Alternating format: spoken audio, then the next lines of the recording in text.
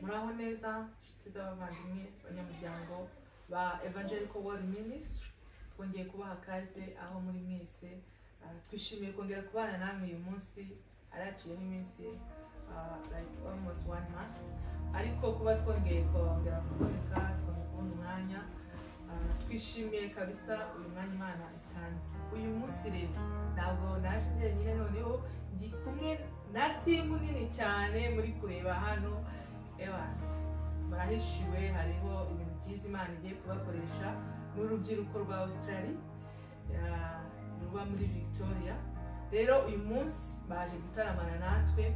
Ni abana batoya bose ariko bafite impano y'Imana, bafite umwete, bahagurukijwe no kwamamaza Imana muri kino gihe.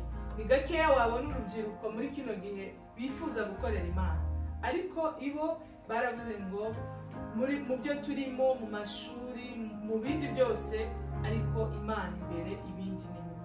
Nukuri ndabashimiye, Imana ibaha umugisha. Shimira kandi n'ababyeyi babo kuba babahaye uyu mwanya, kuba babashigikiye kugira ngo baze bamamaza Imana. Ni umugisha abana kugira ababyeyi bakijijwe. Hari abandi badashobora kwemerera abana babo, bakababwira ngo biriya ni iby'abantu nyine bandi, ariko kuba ababyeyi banyu babemereye, tubasabiye umugisha. Reka rero dutangire turamye Imana. Murakoze Uwiteka Mana ikomeye, Uwiteka Mana igira neza. Turagushimiye kandi turaguhimbaje. Tuvuze gukomera kwawe, uri Imana ikomeye kandi uri Imana igira neza. Duciye bugufi Mwami Yesu muri uyu mwanya kugira ngo izina ryawe abe ari ryo rishyirwa hejuru. Wirubane natwe, ntaba ari twe ahubwo aba ari wowe Mana. Uyu mwanya turi imbere yawe, nta kindi kituzanye ahangaha. Tuje kuvuga gukomera kwawe, tuje kukwamamaza, tuje kuzuza inshingano zacu hano ku isi. Mu byo waturemeye, ibi ni byo by'ingenzi. Rero Mwami Yesu, tuguhaye kaze kugira ngo Umwuka Wera abe hano hantu. Abantu bose bazumva ibi bihangano cyangwa se indirimbo cyangwa se ijambo ryawe bacitse intege, Mwami, bazasubizwemo intege. Abandi bose bazaba bafite ibibazo bitandukanye, reka ihumure riva mu ijuru rizaturuke muri iri jambo, ribasure kandi bahumurike. Urakoze Mwami Yesu, mu izina rya Yesu Kristo, amen.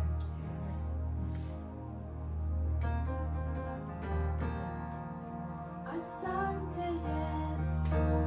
Amen.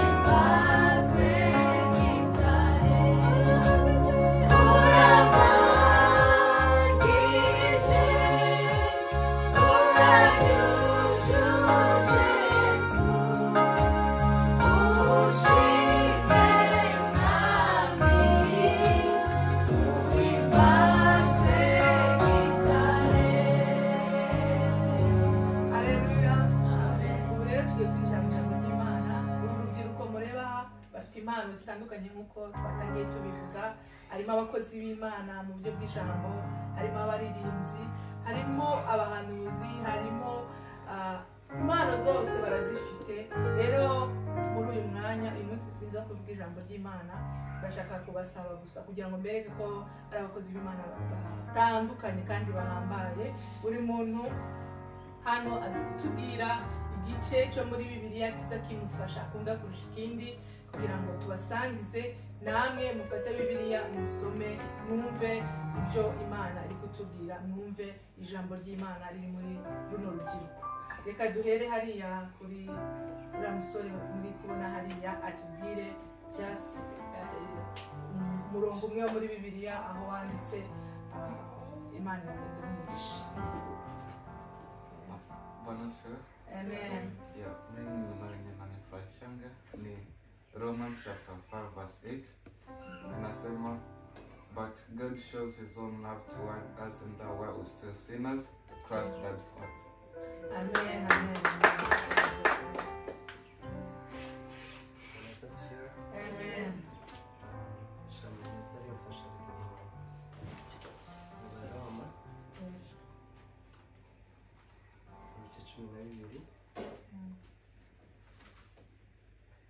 haravuga ngo ku murongo wa mbere haravuga ngo nuko bene data ndabinginga kubw'imbabazi z'Imana ngo mutange imibiri yanyu y'ibitambo bizima byera bishimwa n'Imana ariko kwikorera kwanyu gukwiriye. Amen. Hallelujah. Yesu ashimwe. Amen. Nanjye ijambo rimfasha riri mu Bafilipi. Muvuge cyane kugira ngo abantu muravuga Ijambo rimfasha riri mu Bafilipi igice cya 3 umurongo wa 13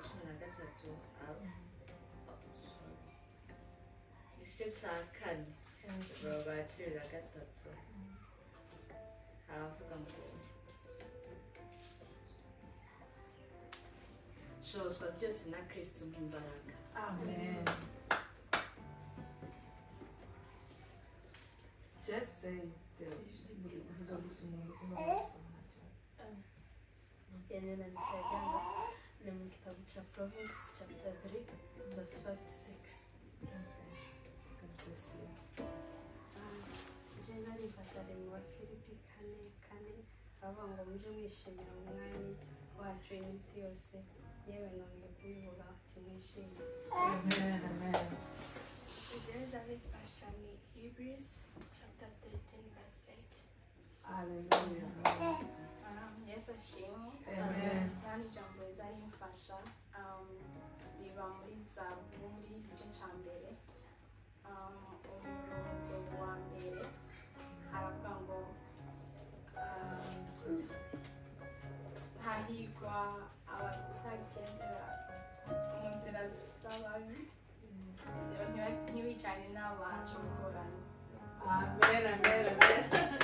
Rero ndabashimiye cyane kubwo amagambo y'Imana musangije abantu mwayumvishije bene data. Ubutaha noneho buri wese azagenda abwiriza, murahishiwe cyane, bazatubwiriza, bazaririmba, bazahanura.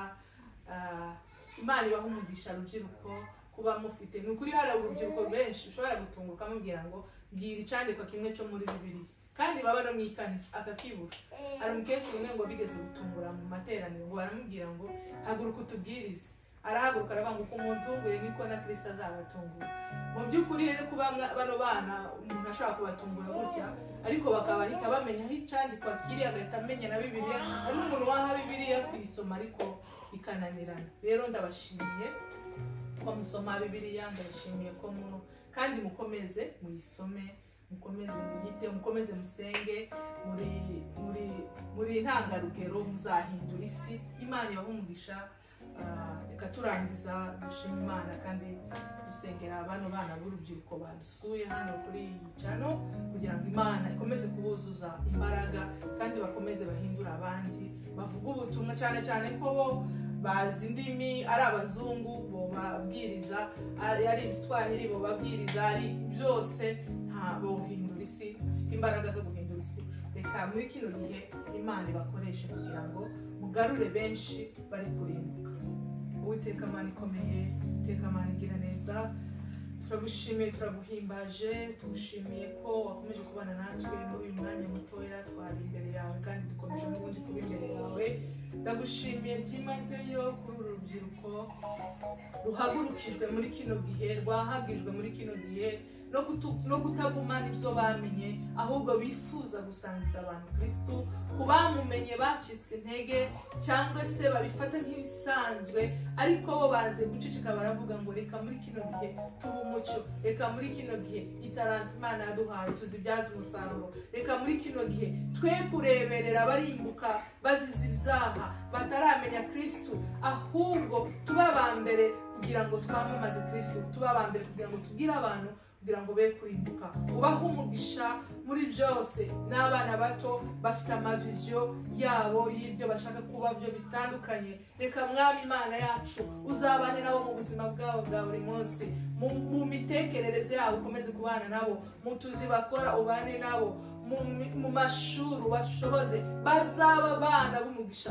bazagera kure aho bifuza ndetse n'aho batatekereza uzahabageze Mana, kubera ko bafite inzira, bafite umutima, bafite mwami Yesu ishaka ryo kugukorera no kukwamamaza. Ubakomereza amaboko Mana mu gihe nk'iki gikomeye, mu gihe nk'iki gikakaye, ubambike imbaraga kugira ngo babashe kuba umuco muri iki gihugu cya Australia, bazahindure benshi, bazahindura amahanga, abakuzi n'abatakuzi babashe kubabonera kumugisha ubwabo. Urakoze Mwami Yesu.